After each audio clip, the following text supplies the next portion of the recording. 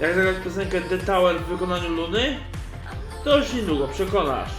Do zagrania tej piosenki potrzebna masz tylko 4 podstawowych akordów, a są to m.in. F-dur, C-dur, A-moll i G-dur. F-dur to dźwięk taki, C-dur, A-moll i G-dur. Zagrajmy wspólnie. Broken bodies scattered through my history, lonely hours leading to my destiny. I'm the one who built the tower.